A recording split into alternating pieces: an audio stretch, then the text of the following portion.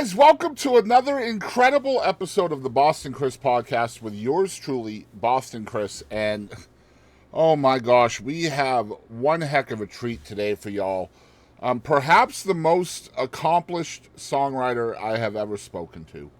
And I've spoken to a lot of incredible guys and girls in the creative field of songwriting. But Steve Dorff, I think, outpaces them all. Um, there's not enough room in this episode just to talk about the accomplishments that this man has achieved throughout his 40 or 50 plus year career. But we got to talk to him about a lot of things today, from his process, which is going to really intrigue a lot of folks out there, how he hears music, or does he actually see it? You guys are going to have to tune in for that. His time at university, the effect that his older sister had on him, or lack of one. How he is more of a melodic writer and has collaborated with some of the most lyrical geniuses in the history of music. The differences between writing, producing, composing, arranging, all of those things. The importance of session players in the creation of music. How meeting your heroes can be amazing, especially if it's just a chance, holy crap meeting. Scoring movies and TV, which had a huge role and continues to in Steve's career. We really talk about the nuts and bolts of that and what goes on in his head in that process. Just so much awesome stuff in this episode.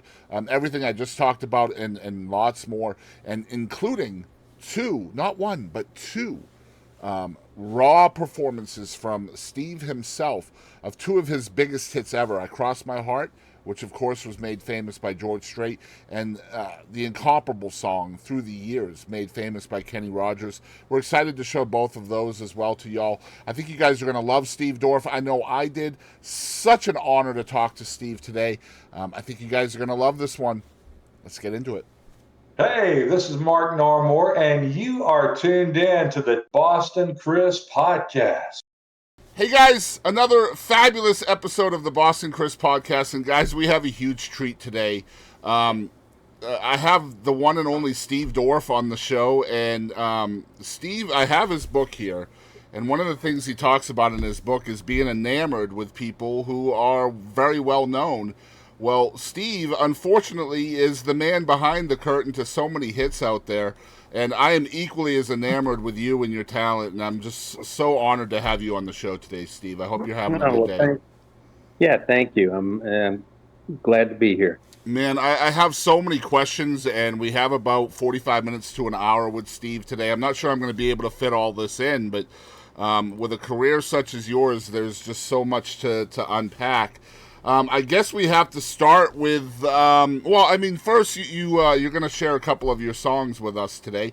Can you tell us about the kind of the story behind I Cross My Heart, which is the first one that you're going to perform for us? Yeah, I Cross My Heart, like many of the songs, like almost all of the songs I've written, was just kind of an idea that Eric Kaz and I had, and we got together and sat in a room and just carved it out. The more fun story behind it is that we really wanted to. We really heard it as kind of an R&B Boys to Men kind of vibe, and so we demoed it that way. And I got to play it for Boys to Men, and they hated it. So we kind of went back to the drawing board, did a female version of the demo, and which I liked, and Bette Midler recorded it.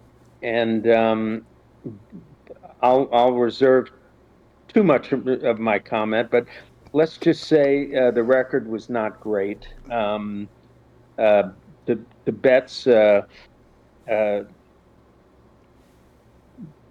her, way of thinking, it just wasn't the right marriage between a great song and a great vocalist. Mm-hmm.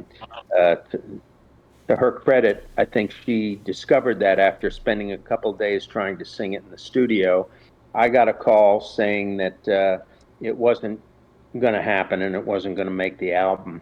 And I played that song for just about everybody I knew for the next 8 years. And pretty much got the same response. Nice song, Steve, not one of your best. Not one of your best.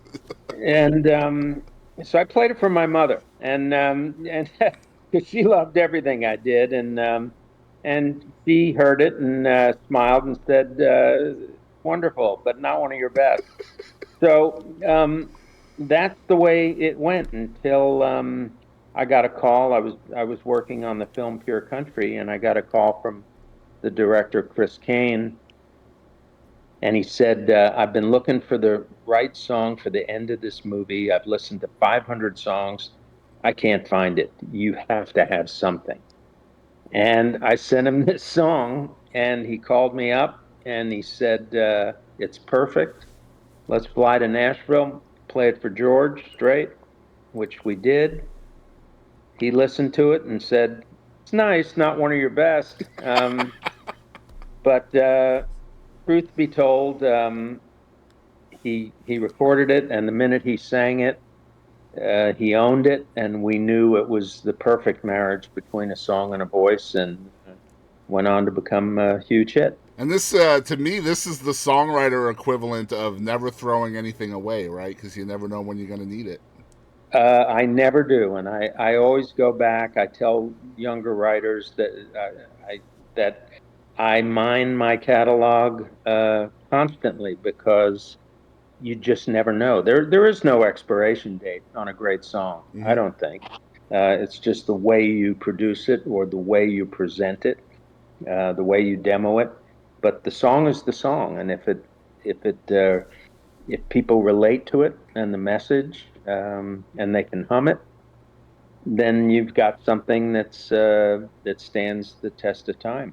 Yeah, and we're excited to show a live version of this song by the one and only Steve Dorff, the writer of the song. It doesn't get any better than this. Y'all check it out.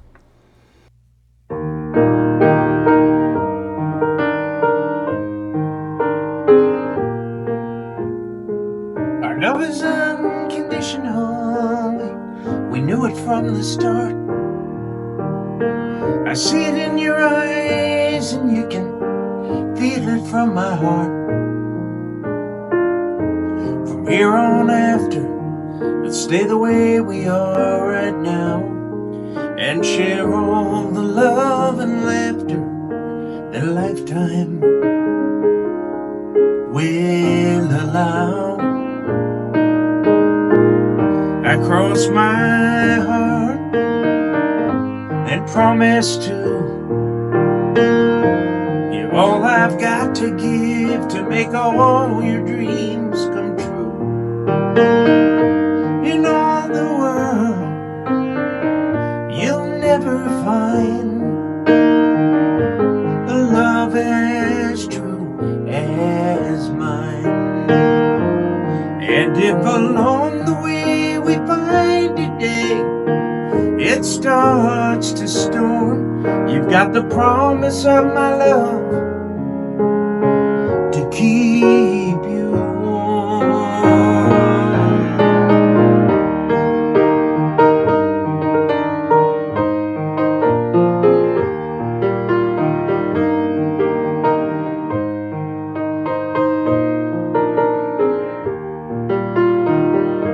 In all the world, you'll never find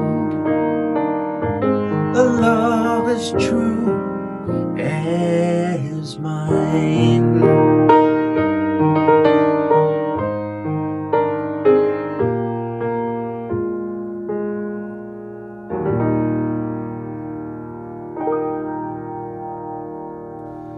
All right, so we are back with the one and only Steve Dorff. And first question I always ask is kind of a break the ice question. What are your favorite drinks right now, Steve?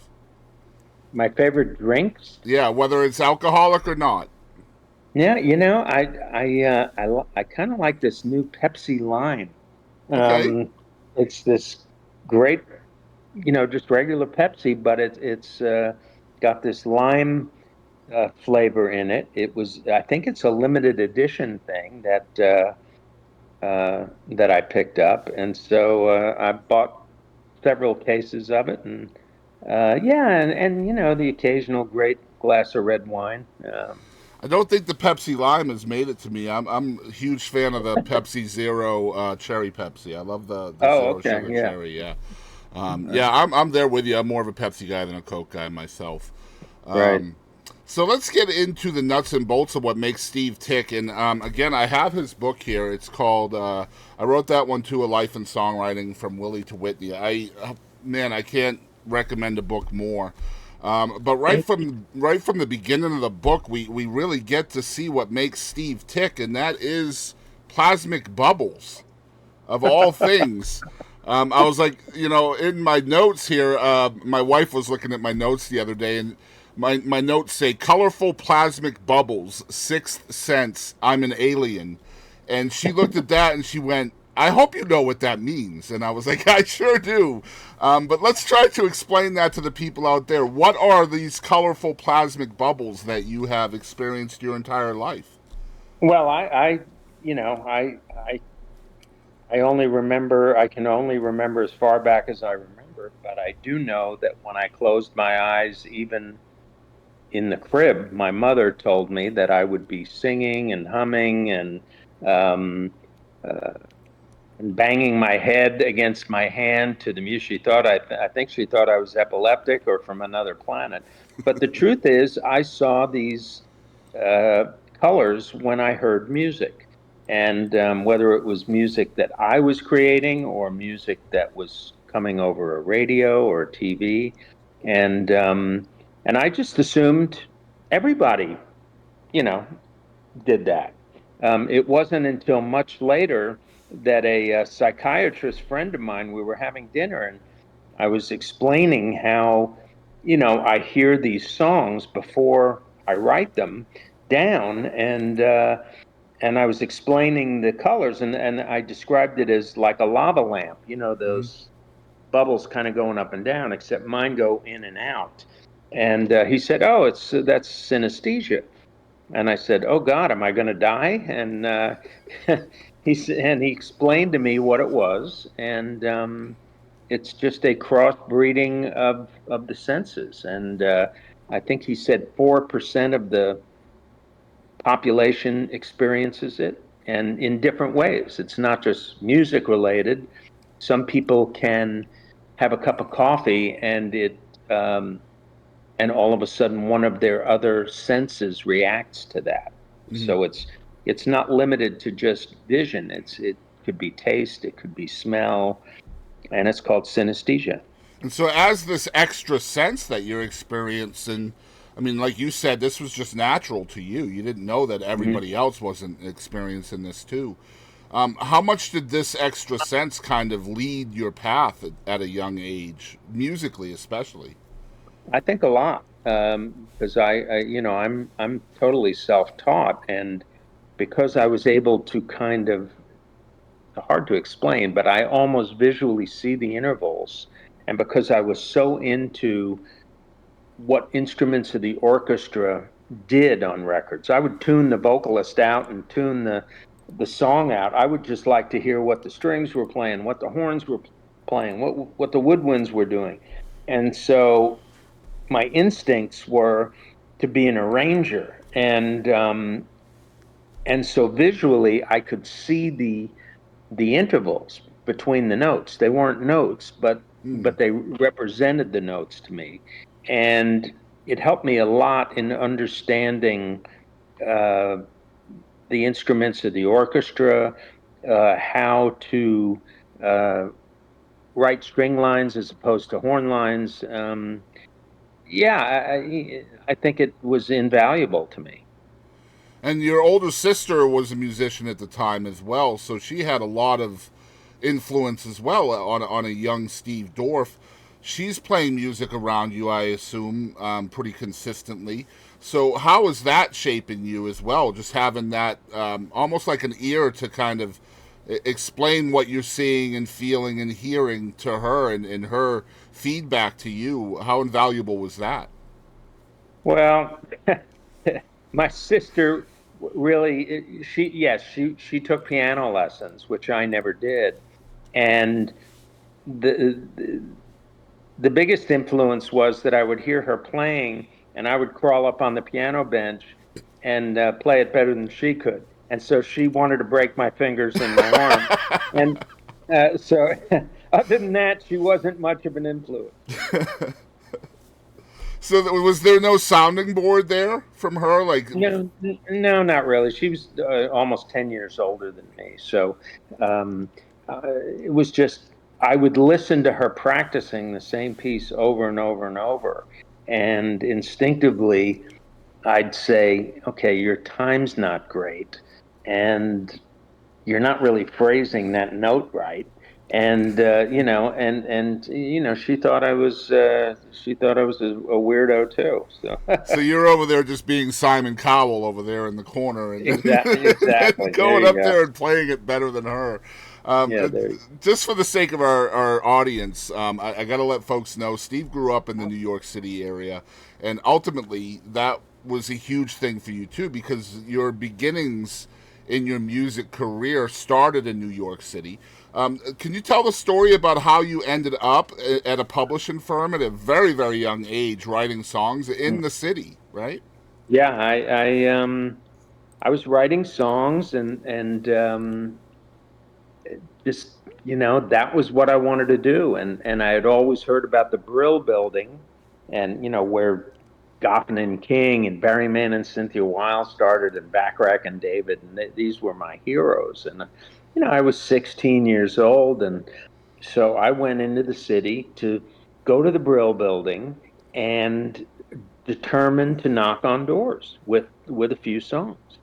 When I got to the Brill Building, I realized that there were all dentists in there and doctors, and because all the music business had moved out of it. And so one of my favorite arrangers was a guy named Herb Bernstein. And he did the Four Seasons and Laura Nero and the Happenings, See in September, and the Tokens records. And I loved that. And I found out where his office was. And I went to his office, and his assistant was there when I came up. And I said, "Hey, I've got some songs." And he said, "Well, Herb's not here, but why don't you play them for me?"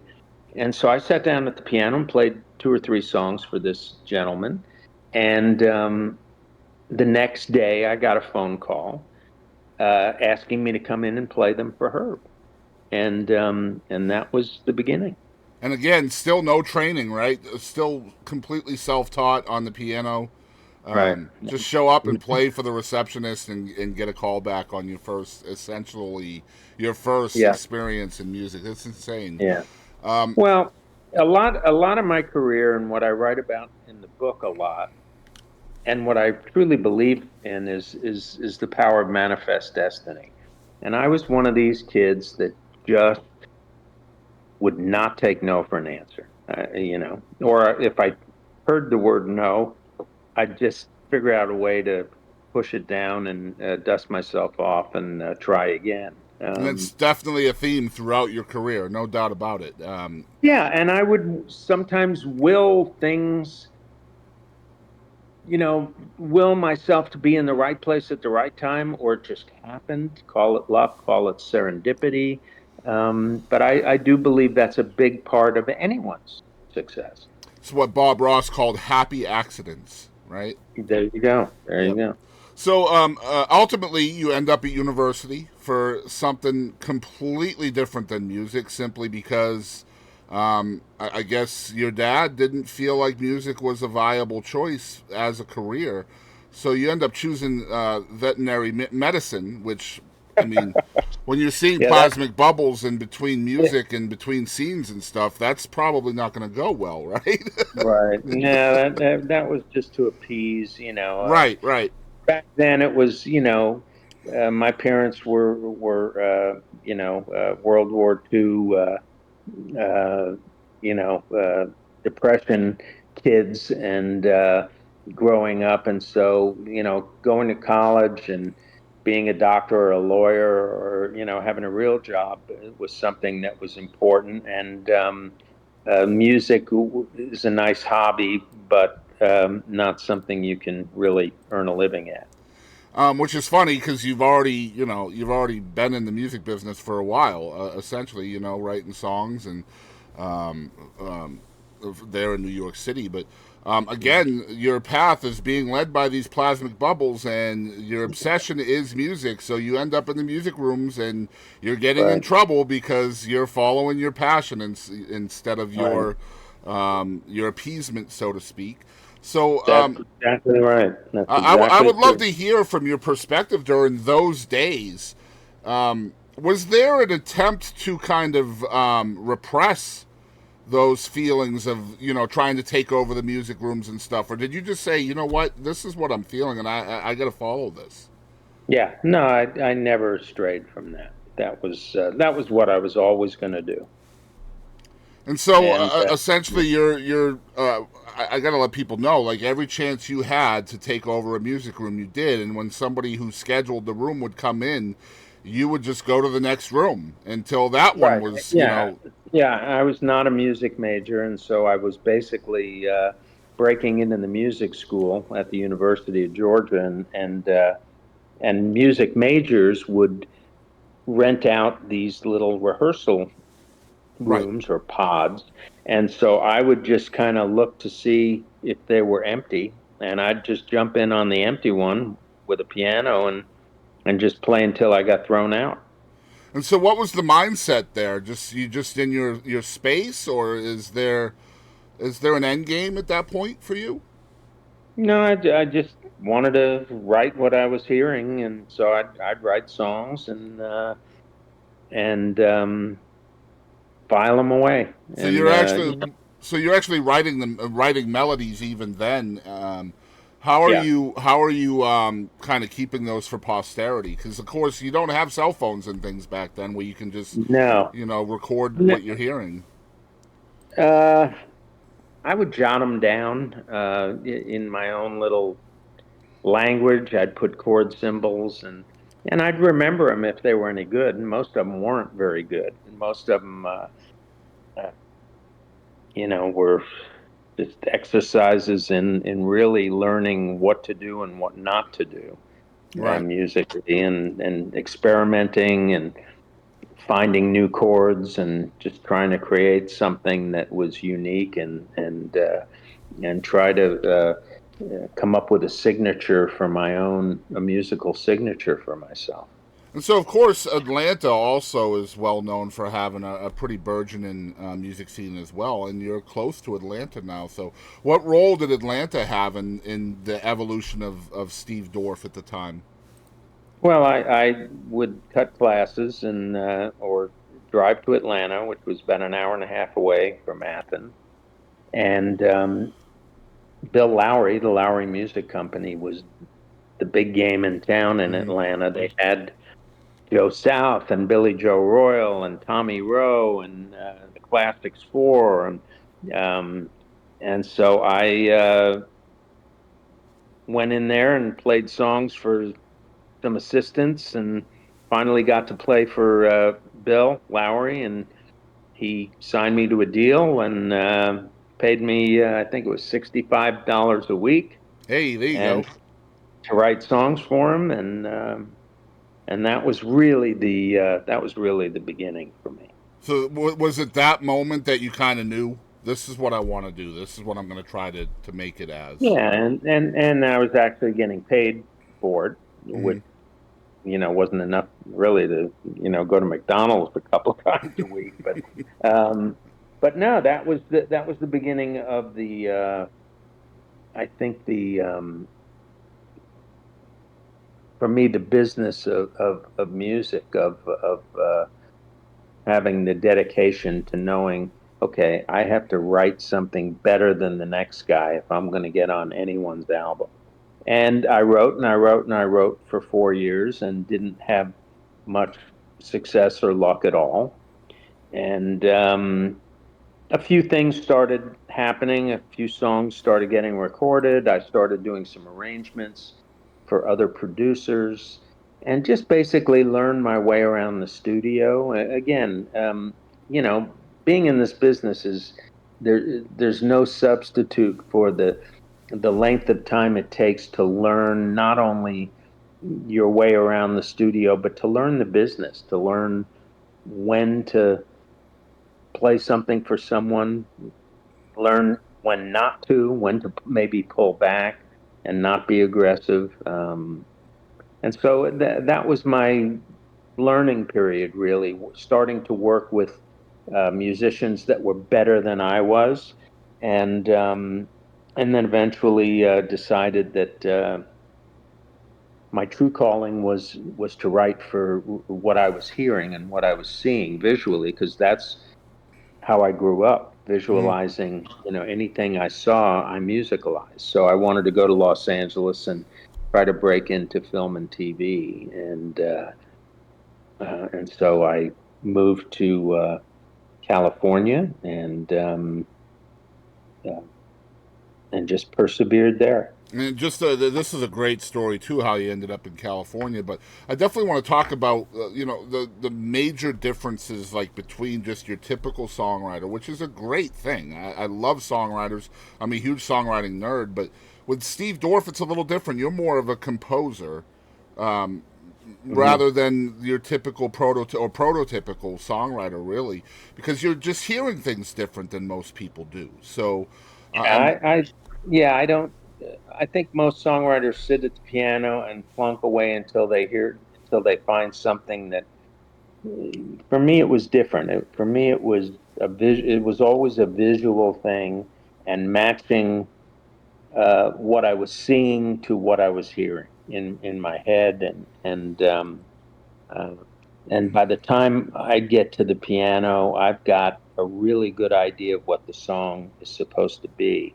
And I think, yeah, compositionally, my heroes growing up were Henry Mancini and Dave Grusin and Burt Bacharach and John Barry. These were, and the Broadway songwriters. So it was, it wasn't pop music or rock music. It was more melodic structure. So to me, that was what I wanted to do. And so, yeah, for you, again, like you just mentioned, it's more melodic than lyrical. And I think that's what makes you more of a composer than maybe your prototypical songwriter. But in order to deliver the message lyrically, you have to match yourself with Right. lyrical beings as well, so to speak. And Right. you have had a long history of just having the perfect folks for your what you're hearing and seeing. I mean, I call them the big four. I think you call them the big four as well. I want to give them their flowers. Milton Brown, Marty Panzer, Eric Katz, and John Bettis have been your Mm-hmm. four really big lyrical Collaborators. collaborators. Mm-hmm. What is that like for you? Because in your book, you're essentially collaborating with somebody. They give you the lyrics, and then you just hearing the lyrics and then writing the melodies to the lyrics. How does the process work for you with a lyrical collaborator? Different with each collaboration is different, but yes, to go back a little bit, I knew that I was much stronger musically than lyrically. I had good ideas, or I could come up with a great title, but I didn't have that gift that a Paul Williams or a John Bettis or Milton Brown or Kaz or uh, these people have with words, and so finally getting to write songs with great lyricists really became such an opening, you know, uh, for me to really not have to worry about so much a line of how to say something. So with Milton and with John, most of the time the lyric comes first. With Marty, the lyric always came first. With Kaz, we would just do kind of dueling pianos. One of us would have an idea, and we would just both work on the lyric. Some with certain collaborators, I've kind of done the lyric and listen to their music. So it's really depends on the collaborative partner at the time. It happens all different ways. So for you, would you say that your songwriting style is more reactionary than maybe some other songwriters, where because you're a composer, because you're seeing a scene and then adding your music to it. That's a good way of putting it. That's a good way of putting it. Reactionary. Yeah, I would definitely say yes to that.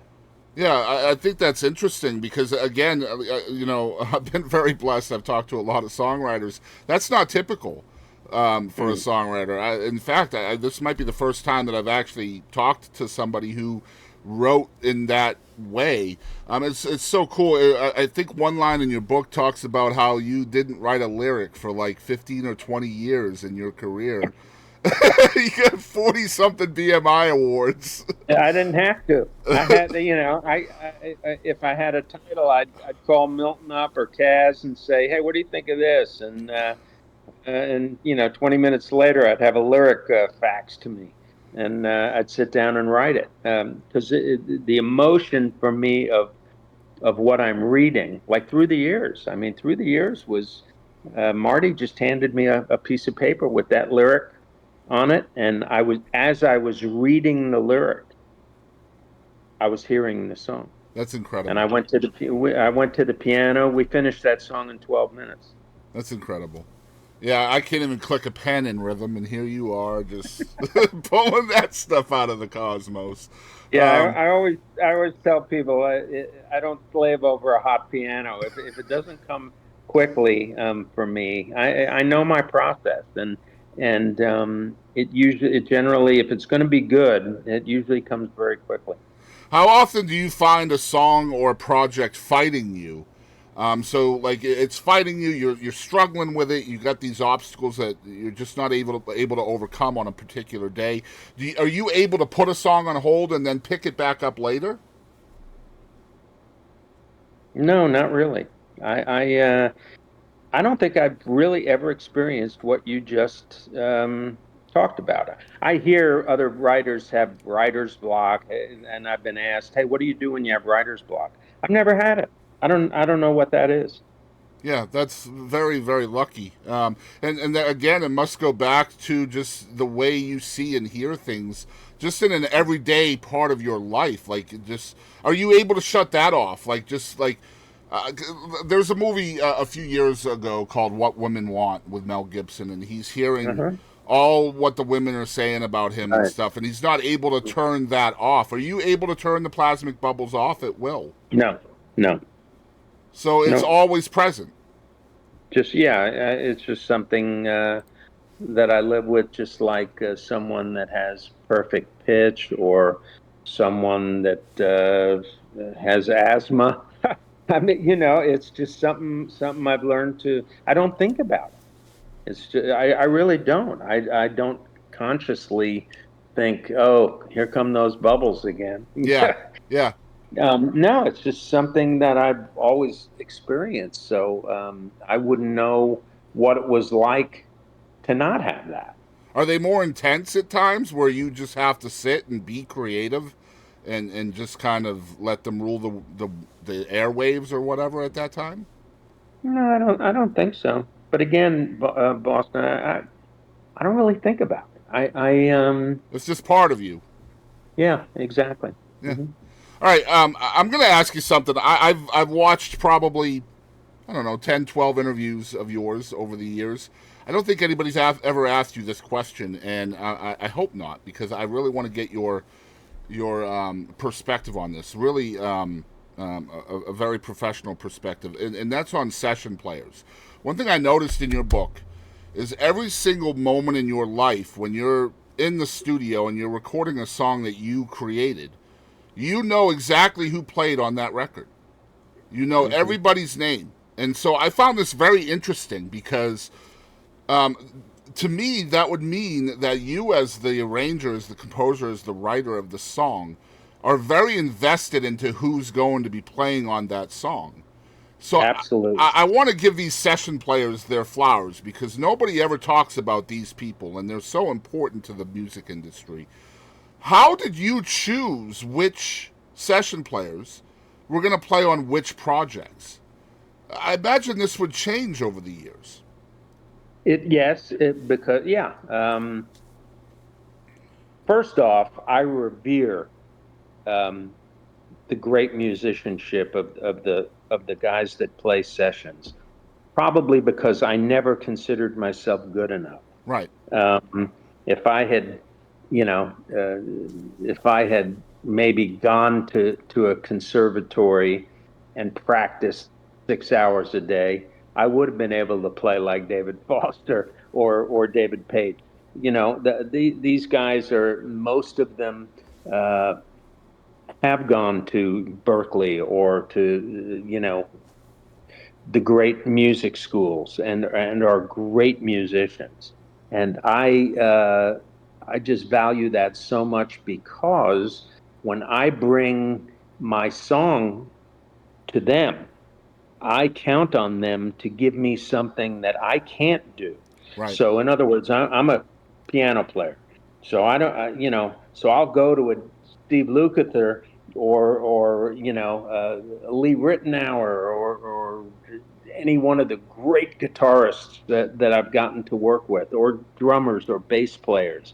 And I count on them to, I'll give them a sketch of what I want them to do, and I'll play them the song, but then I count on them to raise the bar, Mm-hmm. because I'm not a bass player. I don't think like a bass player. I don't think like a drummer. I don't think like, I know the basics of all these instruments, but these guys are geniuses Yep. in what they do. And so the second part of your question, how do I choose? I just choose the best players, and also over a period of time, uh, you you you create a shorthand relationship uh, with these guys. That drummers and bass players that I've been working with, and other keyboard players and guitarists that I've been working with for so many years, they know what I want instinctively. I know what they're going to do. It just, it's almost like mental telepathy. So you get these amazing players in a studio together, and you get the best result. I haven't been in a But studio environment. I think there is. You asked about, well, how, what the difference between, let's say, doing a samba or a jazz oriented song as opposed to a country song. Yes, there are certain players that would be better for this song than another song. Not that they're better players, Right. but they're just more A better suited to fit. that. They're a better fit. I mean, that makes sense. Absolutely. Mhm. So, I mean, having been in the studio environment over the years myself, one thing I know to be true is these session players, especially the more vocal ones, the more courageous ones, will put their 2 cents on a song, or they'll add a little wrinkle or a little riff here or a note here Absolutely. that can Mhm. completely change the character of a song. Sure. Is that in your mind as you're choosing these session players? Like, do you see a project that you have and you're like, man, player A would be perfect for this because he might be able to add something that I can't as a musician? Yeah, not so much add to the song, but in the treatment or the arrangement. Right. Because I pretty much go in with the song. 99% of what I'm hearing in my head is the way I want it to end up. But every once in a while, there's a happy accident, like, a guitar player will hit something, and I'll go, "Ooh, I love that. Let's Yeah. do that again at bar 16." And so yeah, you get those little extra perks from the great players. Yeah, I definitely wanted your insight on that because Amarillo by Morning, one of the most famous fiddle parts that has ever been heard, was a happy accident. Whoever it was that was playing the fiddle during that session was just noodling, and it ended up on the project. So There you go. you just never know. One of the things that I think has ultimately led to a lot of success for you over your career is the fact that you are able to write songs yesterday, so to speak. And this is kind of your specialty, as you put in the book. I would love to hear how you feel being able to come up with something where, whether it's a director or whoever it is that's asking you for a project, and they tell you, yeah, we need this a week ago Monday, and then you're able to give it to them super quick. Whether it's because you don't throw something away or you just you're very quick or whatever. What did that have to do with your success over time, do you think? Just being able to do Well, that quickly? it really helped in the television and film world because the deadlines are, especially in television, are ridiculous. Right. And you do literally have to have something yesterday. They'll call you up and say, I need this, I need this, I need this. I'll go, when do you need it? Well, we start filming at 7 in the morning. And that happened with a song I wrote for the movie Michael with John Travolta when he has the angel wings. Yep. There was a scene in that movie where Andy McDowell and John Hurt and John Travolta are sitting around this big table in a restaurant talking about pie, and they all are talking about what kind of pie they want. The director called me one night at about 6 o'clock and said, "I've been shooting this scene all day, and it's not working. I need them to sing." And I said, "Oh, what are they going to sing?" And it was Nora Ephron. It was amazing, the late Nora Ephron, who did Sleepless in Seattle and Yes. You've Got brilliant, brilliant writer. He said, "I don't know, you haven't written it yet, but I want it to be about pie." And I said, "Oh, okay. I don't really like pie, but what kind of pie?" And she said, "I'll leave it to you." And she told me that what the scene was, and I got off the phone. I had a bit of a panic. And I said, "Well, when do you need it by?" And she said, "We start shooting at 7 tomorrow morning." So I had a bit of a panic attack and sat down at the piano and wrote this little 20-second ditty about pie. I call it the Pie Song. And sure enough, the next day, Andy McDowell ended up singing it in the movie. And so, yeah, and especially in TV where you're looking at an episode of Columbo or an episode of Murder, She Wrote or Spencer Fire or Growing Pains, any one of the shows that I was blessed to have written the music to.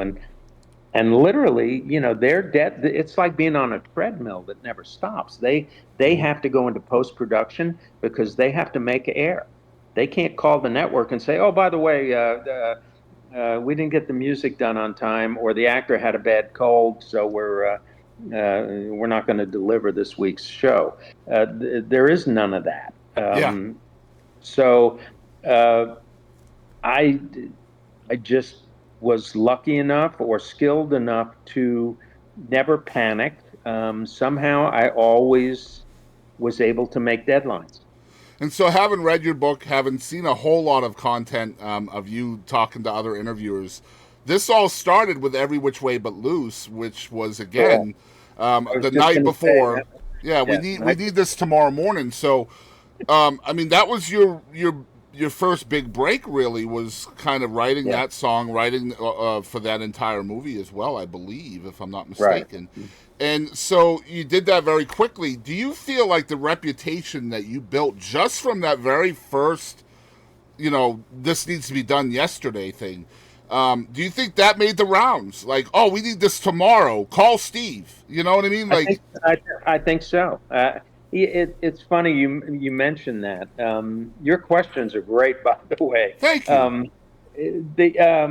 It's funny because for a long time, my agent, Sam Schwartz, would when he'd be in production meetings at the various studios, they'd say, "Oh, we need a song, but we need a score, and we need something fast." And he'd say, "There's only one guy to do this, Steve Dorff." So for a while, every pilot I did was getting picked up. So my agents would say, "If you want your pilot to get picked up, you better have Steve do the music." Now, of course, they were being facetious somewhat, but it became kind of a little stigma. Yeah. And I think people knew that my work ethic and the that I delivered on time and there was no flakiness about it. I think definitely helped. I'm going to age us a little bit here. Back in the day, before cell phones and before all of that, we had these things we had this thing called the white pages, and my dad used to tell me the more categories you can get your name in the white pages, the more likely you're going to get a phone call. And that seems to be the case with Steve Dorff. You've been a writer, you've been a producer, you've been an arranger, a composer. You've done all of this work in different kind of in the same industry, but different aspects of the industry. Mm-hmm. So when the phone rings for Steve Dorff, what are you hoping is on the other line? Are you hoping for writing? Are you hoping for arranging? Or like, is there a certain role that you're hoping for, or just wow, cool, I get to work today? No, I'm just grateful that the phone still rings. Yeah, I can imagine. Yeah, because the truth is, I love what I do. I'm passionate about what I do, and I also love the variations of what I've been able to do. It's not just a country song or a pop song or an R&B song or a movie or a theatrical thing or a television show. I've gotten to do pretty much all of it, and it's nice to be able to bounce from one thing to another. Mm-hmm. And I've always said, no, I'm not just a songwriter. I love. There's nothing I love more than doing a score to a movie and just visualizing a helicopter chase or a love scene or a battlefield chase and coming up with that 3-minute or 5-minute piece of music that that underscores that whatever that action is. The reason why I asked that question is because there's a moment in your book where you're at a meeting for the Last Boy Scout, and Hank Jr.'s there, and all the people for the movie, and Hank he's just like, nah, dude, I'm not writing that song. I can't do that. And then, I mean, Steve Dorff is in the room, so like Hank leaves, and everybody's like, okay, well, it's cool. We still have Steve, but the point I want to make, and the question here from me to you is, once Hank leaves, and now you've gone from perhaps an arranging or producing role to perhaps more of a hands-on thing where now you're writing the song. In the book, you show your excitement over this. So obviously, arranging and producing you're happy about, but once you get to write, that's a whole different thing, isn't it? Yeah, and that was a crazy story. Yeah, Hank had seen we had watched the film in a screening room, and Joel Silver, who's a pretty cantankerous producer, the beginning of the movie has a football player getting shot and killed during the and one of the coolest hooks ever in a movie, by the way. If you guys haven't seen this movie, it was a great opening. Yep. And but Hank had, he had done Monday Night Football, and he said, I can't represent the NFL and do this movie. And he walked out. And Joel Silver panicked. He said, what the hell are we going to do here? And Gary Lamel, who was head of music for Warner Pictures, had hired me to produce Hank. Right. For the movie. And Gary said, well, Dorff can write a song, And Joel Silver looked at me and he said, who the hell are you? Like, what are you doing here? Yeah, they thought you were with Hank, right? He thought I was with Hank, and so he was ready to kill me. And I just said, I'm hearing more of a pop thing anyway. Maybe, like the Righteous Brothers or something cool like that. And Joel Silver said, I love the Righteous Brothers. You know the Righteous Brothers? I said, well, Bobby Hatfield's dead, but Bill Medley is a friend of mine. I've worked with Bill, and he'd be killer on this. And he got all excited, and I called Bettis. I told him, gave him a 25 words or less synopsis of what I needed the song to say.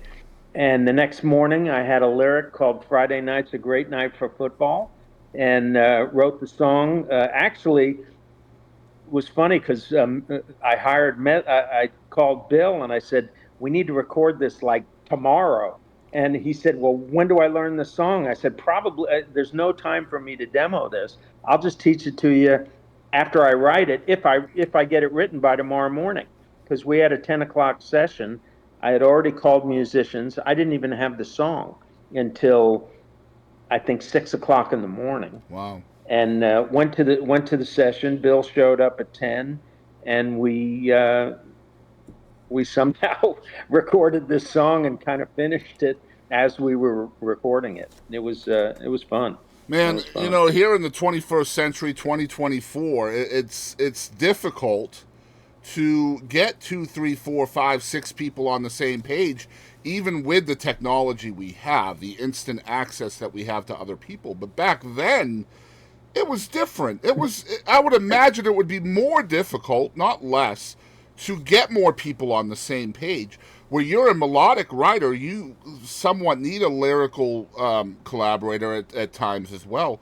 How much of that played a role where you need more people, more of a team, and getting everybody together at a fast pace? Like, was that a Well, yeah, problem? well, especially in TV and film. I fortunately I had a contractor who one call, and I would tell her who I wanted on the session, and 9 times out of 10, she'd be able to have that session booked, all the players booked within an hour or two. And if there was a player that was out of town or sick or was double booked, she'd call me and say, I can't get so and so. Who else? And I'd give her maybe 2 or 3 alternates. And so uh, she would book the studio, she would book the players. I didn't really have to do anything except show up. Yeah. So we had our own personal series in Alexas back then. That just There you go. yeah, There you go. made it happen. Those people were invaluable as well, by the way. Oh, for sure, for Yeah, sure. I had a copyist. I had, I had the luxury of having done this so many times, and I had enough success where I was a safe bet that I was going to get it done. yeah, and I And and that was one of those. Last Boy Scout was definitely one of those last minute scenarios. and this again, building that reputation as the guy that can get things done quick. Hmm. And I think that all goes back to banging your head against your hand in your crib. It's just it's already there. We just have to pull it out now. Now that we Yeah. know, now that we know what the situation is, now all I got to do is pull it out. It's super easy, right, for you, but not for not for the rest of the world. I wanted to talk about scoring a little bit because just by reading your book, you have opened up my senses to how I consume screen media, whether it's TV or movies or film or whatever, or even theater. Really, to be honest, Hmm. I never noticed the music, what you call transitionary music from one scene to a next or whatever it is. But one thing you mentioned in the book is how important silence is at times in scoring as well. So, Hmm. how do you know when to put nothing? That's a great question, because I ask myself that almost every project. Because the tendency when you're spotting a movie or a television show, the tendency for a composer is write everything. If it's if the show's 60 minutes long, write 59 minutes of music. But what happens is most people don't really hear the music. They feel it. Yep, They sense uh, the mood. suspicion Yep. or danger in the music. If it's not there, you really know that. Imagine Jaws without the music. Okay, without imagine that shark without that. But most people don't think that way. But to answer your question, there are certain scenes where I will write instinctively. I will start to write something. And instinctively, I know this isn't working. This is gilding the lily. This is overdoing it. What if I just let the scene play with nothing but silence? And that sometimes is the best music of all. Yeah. It just really depends on the scene. It depends on what's come before it and what's going to come after it. So there's a lot of variables there. Man, I got so many questions, man. There's so many different paths we can take from here. I want to talk about Growing Pains because this was a really long process. 8 years that you were involved with that sitcom, writing the music. Every episode, every tone that you hear in that show came from your head. Man, I gotta know, because for me, anytime I do something over and over again for a long time, the biggest thing that I'm fighting off is complacency. So how do you make things new every single week? You're writing a new thing every week for a new episode. How do you avoid the complacency while also replicating the success that you've built up on? Well, it's a little easier than you would think, because with a show like Growing Pains, or any show, Spencer for Hire, Murder, She Wrote, you have that theme. You have that theme song, or that signature melody. So what I try to do is always spin whatever I'm doing off a variation of that theme. Okay. So not only does it keep that melody in the person's head, but it pays off when you hear the end title at the end, or the main title. So in other words, you're threading that theme in every little incarnation of what the score is. And the same with a movie. If you've got a song, let's say an opening song or an ending song, and if it's a theme for a character, you try to weave those themes throughout the score. And variations. It's Sometimes almost circular, right? From beginning to end on a show. Like you're starting and ending at the same point. So now you just have to fill in the middle. Yeah, you have an arc. You have a musical arc, which I try to create ahead of time, and I'll have a theme for the different characters. And so when I see that character come on screen, I'll play some variation of their theme. And so 8 years you were part of this project. Is there time for other things? So you're working on this show. I had 5 going at the same time. Wow. I had Growing Pains. I had the spinoff, which was just the 10 of us. I had Murphy Brown on CBS. I had My Sister Sam on ABC. No, that was CBS too. I had Spencer for Hire on ABC. Then I picked up Major Dad, Columbo, and Murder, She Wrote. It was insane. How do you keep all that straight? Like, how do you not end up with a Growing Pains song and Spencer for Hire? Again, I know what the themes are. And so I just have to remember what I'm doing at the time. But there were times when I found myself stealing from one and putting it in another. But it's okay. That's amazing. Nobody knew but me. So I grew up in Massachusetts, so my favorite show growing up was Spencer for Hire. I mean, when I was very, very young, that was one of my favorite shows. No idea that I'd be talking to you 40 years later, man. And of course, at the time, didn't know I was listening to you either. So, but yeah, Robert Ulrich was a huge, I wouldn't say hero, but somebody I definitely admired. And I was so upset when he passed away, and I know he was close to you as well. So yeah, we were very close. He was a great friend, and what a great guy, great actor, great person. Yeah, way too soon. Yeah, very underrated as an actor as well. I feel just very underrated. But you talk about meeting your heroes, and we talked about chance meetings, happy accidents, whatever you want to call it. In your book, I got to talk about the Steve Dorff, Burt Bacharach flight. I mean, what? Like, how does this happen? Like, 2 of the greatest composers in the history of music, and you guys had never met up till this point, and you end up sitting next to each other on a plane, right? I certainly knew who he was. He was a huge influence on me, and And yeah, it was back before 9/11, so you could make a flight literally 1 minute before the doors Yep. close.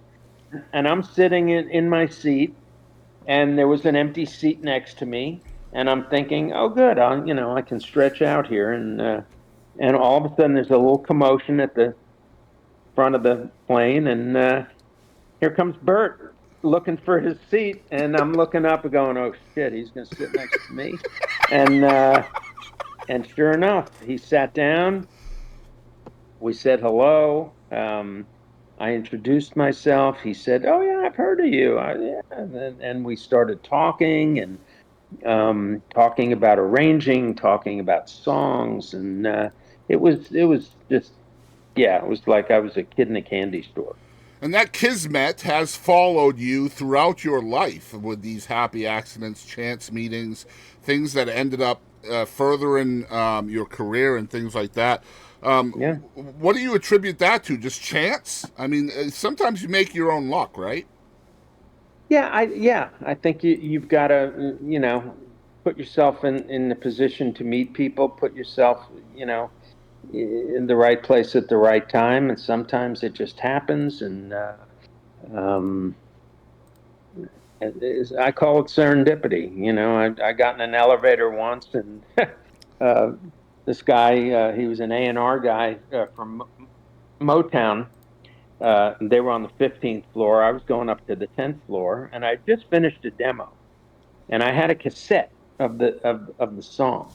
And this A&R guy, Eddie Lambert, he says, "What have you been up to?" I said, "Oh, I just got out of the studio, wrote a new song." He says, "You got anything for DeBarge?" I said, "DeBarge." I said, "Yeah, I got this song I just finished. It's kind of an R&B thing." He says, "Let me hear it." So I gave him the cassette, and about 6 hours later, I get a phone call. He said, "Well, I got some good news and some bad news." I said, "What's the bad news?" He said, "DeBarge didn't like it. They passed on it." I said, "Well, what's the good news?" He said, "Well, I was playing the song again because I really like it. And this guy pops his head in my office. He opens my door. He says, 'What is that song?' And he said, 'Oh, it's a song I got from Steve Dorff's a new demo.' He said, 'Get me a copy of that.' And it was Smokey Robinson. And the next day, I got a call to go in and produce the song on Smokey Robinson. Wow. So again, getting in the elevator right at the right time. Yeah. Otherwise, that would not have happened. So, Steve, we're at an hour. Do you still have more time, or? Yeah, I'm good for another 10 or 15. Okay, Yeah, cool. yeah. So again, the happy accidents followed you around a lot. You were hired to do a Jermaine Jackson project, and I'm going to quote your book here because I think people will get a kick out of this. I implore you guys so much. I can't say this enough. Pick up a copy of this bad boy right here. You're going to be so impressed. You're going to laugh. You're going to cry. You're going to do all the things that you're going to feel all the emotions that literature is supposed to. And it's available on my website, Yep. stevedorff.com, And and that is I'll on the yeah, and overlay too. I hand sign them if you buy it through the website. Okay. Very cool. So y'all make sure you pick that up, stevedorff.com. I'll put a link to that in the description below as well so people can have easier access to that. Thank you. Of Yeah. course. Yeah, just phenomenal stuff. I want to talk about, again, the quote here was, she's done some modeling, she's beautiful, and she sings good too. Who said that? Was it you or Jermaine that said that? No, that was Jermaine, because I thought when I got the call to bring some songs over to Jermaine, he was doing his first album for Clive Davis at Arista. And I immediately thought, okay, Dionne Warwick or Aretha Franklin. They're both signed to Arista. Uh, so I went over to the studio and played this song for Jermaine, and he loved it and said, "That's the song."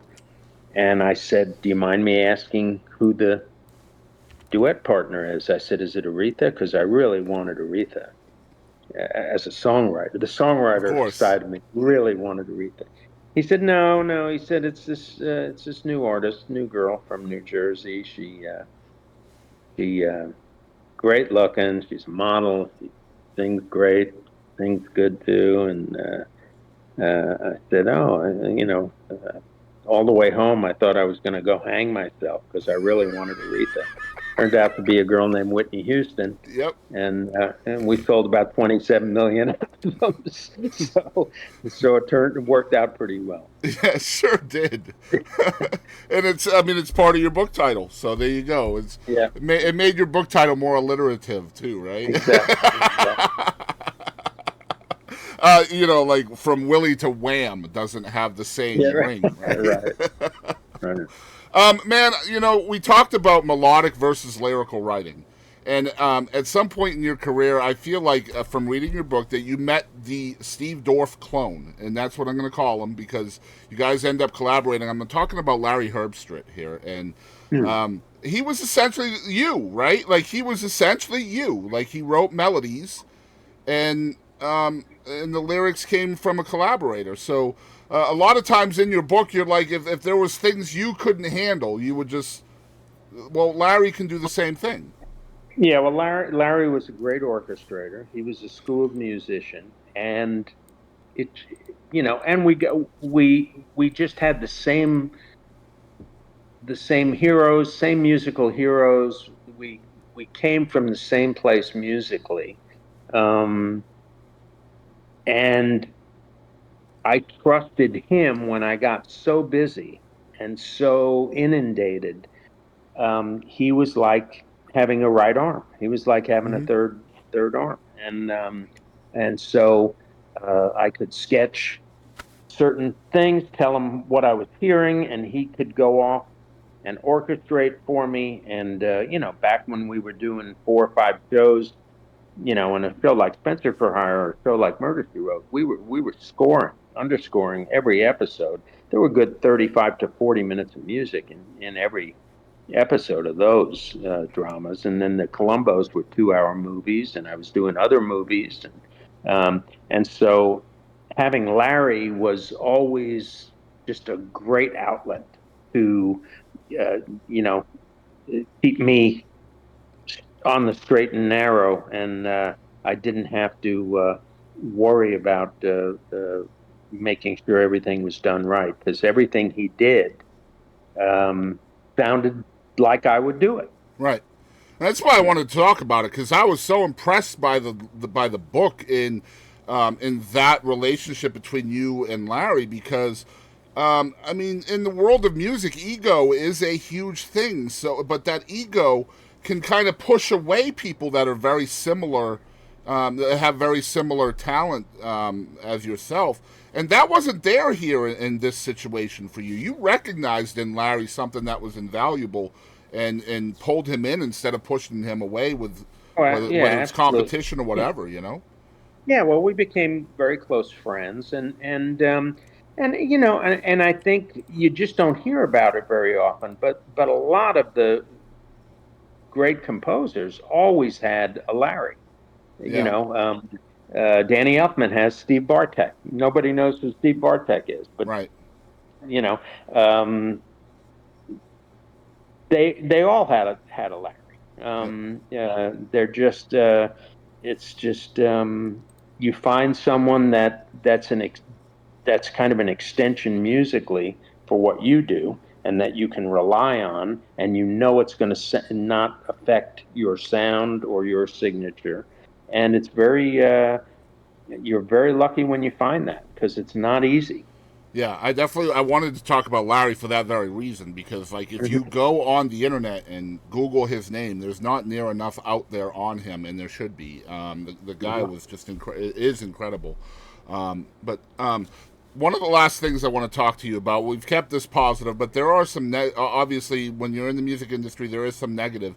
And I want to talk about holds. And man, as a songwriter, holds is such a hit or miss thing. It can be a really good thing where, an artist is holding this song, but then, it can be a really bad thing too, because they'll hold that song literally forever if you let them. Right. I would love to hear from your perspective how you feel about holds, because I know the answer to this question from reading your book. just the pros and cons of the hold system, and if there was anything you would change, what would it be on that system? Well, obviously, when someone calls you and they're a name artist and they say, "Hey, we love this song.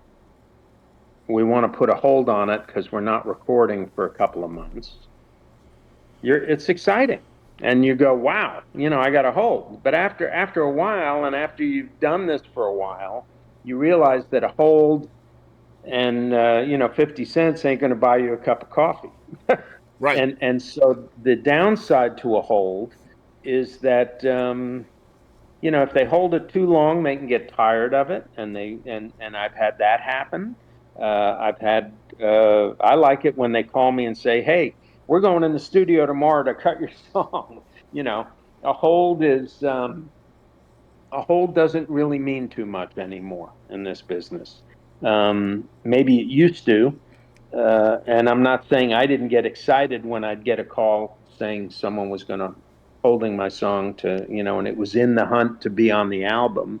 I would say 75% of the time it did not make the album, Yeah. um, or it didn't, or it never got cut because other songs come in at the last minute that they're more excited about I mean, because they're essentially, just. it's a partial victory, right? It's just part of the. Yeah, Yeah. I think it's and the second part of your question is, I've always felt like you should pay for a hold. I agree. If it's a record company or if it's an artist, if an artist calls me and says I want to hold your song and it's for longer than a period of a couple of weeks, then give me an advance on the hold. Yeah. If you love the song that much, And it's uh, essentially a handshake thing too, right? Like there's no contractual agreement or nothing. anything. No, nothing. And I just lost one that was on hold for over a year and a half Yeah. for a very, very big artist. And this is going to be the greatest thing. This is going to be the greatest thing. This is going, and then they finally get in the studio, and what happened? Oh, he got tired of it. It wasn't quite right. The Yeah. direction changed. So, and I hadn't played that song for anybody for a year and a half. So, essentially, it's a new song, but So but you got to. you really have to be prepared to play the bad guy too, right? In order to get your song back from those folks, right? Like, I'm gonna No, have if to. they don't record it, there's like you said, there's no contractual. If they put it on hold, they're asking you basically, "Hey, don't show this to anybody else because I want to have first shot at it." But then if they don't do it, you've wasted 6 weeks or 2 months or however long it was Well, that you couldn't show it to anybody else. and you had a huge hit from you were talking about in your book that was on hold for a really long time, and they wanted you to give them another year. Yeah, And hypnotize the moon, yeah, Clay Clay Walker. Walker. Yeah, and you pulled that back. I'm not going Yeah, to say the original artist, but the right. artist that ended up cutting it was Clay Walker. Huge hit. I think Yeah, it went number one. yeah, it was Um, number one. yeah, and I mean, if you don't pull that song back, who knows if it's ever heard, right? Yeah, they the album came out. They told me, "Oh yeah, there's going to be the first or second single off the album." The album came out. I get a copy of the album. I'm going up and down 50 times. I'm going, "What's wrong with me? Are my eyes gone? Where is my songs?" So I called the producer up. I said, "Hey, what happened to my song? You told me, oh, we ended up we're going to hold it for the next album." I said, I said, "No, you're not." And I pitched it to Clay, and we had a big number one.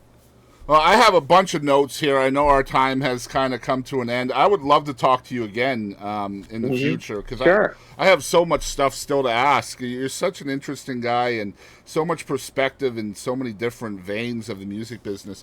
I do have a fan question here that I'm going to ask. Sure. And this is kind of an open ended question. It comes from John Moore, who's a friend of mine from East Texas. He wants to know, how do you keep finding inspiration to keep writing songs? Uh, Boy, I wish I knew the answer to that.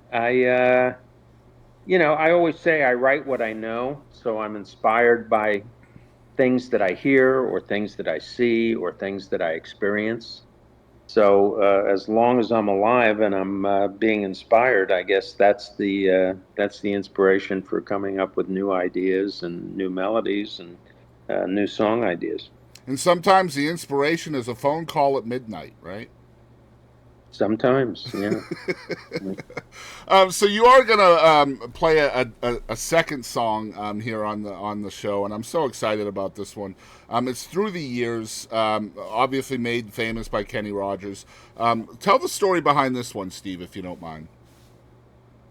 Well, Marty Panzer came over for dinner, and he had a manila envelope, which Marty always did. He'd say, "Hey, how long before dinner?" And I'd go, "Oh, about 15 minutes." And because I called in, I said, "Hey, how long before dinner?" He said, "Oh, about 15 minutes." And I said, "Oh, okay." I said, "What do you got for me?" Pulls it out, and he read me the lyric. And Marty would. That's how he'd always present a lyric to me. He'd read it to me first, then he'd show it to me. Well, the minute he started reading it, I started hearing the melody. So I grabbed it out of his hand, and we went to the piano and finished it before dinner. That's why I say we wrote it in about 12 minutes. And then I demoed it, and my initial idea was Barry Manilow. And we pitched it to Clive for Barry, and he passed. And then I got to play it for Glenn Campbell for a Bob Hope special Mm-hmm. that they were doing 50 years of Texaco, Bob Hope. And Glenn was going to, and I thought, oh man, Through the Years, with Texaco, what a perfect thing. And I went over to Glenn's house and I sat and played him the song at the piano. And about midway through the chorus, he went, nah. And somehow Lionel Richie heard the demo, and I'm still not very clear as to how he got it. Maybe through the record company or something, and then he was producing Kenny, and that's serendipitous. When his wife walked through the living room and said, "You're cutting this song." When it came to the chorus, now his wife could have been out, buying shoes or getting a suntan, And then Lionel and Kenny had this MMA fight. They got into the cage. yeah, And yeah. Well, Lionel, yeah, because Lionel was thinking about doing it as a tribute with the Commodores, a reunion thing, and which also would have been great. But yeah, so Marty and I got the best of both worlds. Lionel Richie producing Kenny Rogers, and arguably the two biggest artists on the planet at the time. the And perfect example of what you're talking about, marrying the perfect artist with the perfect song. yeah, it was dead bang, right on, and they made a great record. And here it is by the songwriter, Through the Years by Steve Dorff.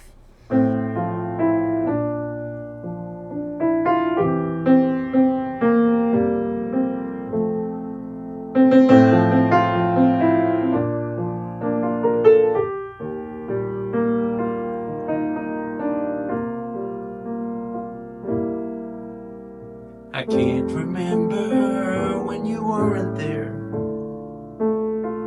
when I ever cared for anyone but you. I swear we've been through everything there is. I can't imagine anything we've missed. Can't imagine anything the two of us can't do. Through the years, you never let me down. You turned my life around. The sweetest days I found with you. Through the years, I've never been afraid. I love the life we made, and I'm so glad I stay right here with you through the years. Through the years, through all the good and bad, we knew just what we had. I've always been so glad to be with you through the years. I never had a doubt we'd always work things out, and I've learned what love's about by loving you through the years.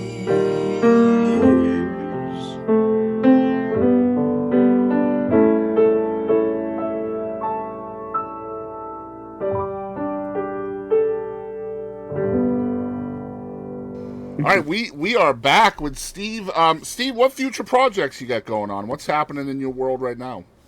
Oh wow, I've got a brand new EP that was just released last Friday on Whispering Bill Anderson, the oldest living legend of the Grand Ole Opry. Great songwriter. Great Yeah, songwriter. Bill and I wrote 5 of the 6 songs. I produced it. It's called Forevermore, Bill Anderson. It's on all the streaming platforms right now.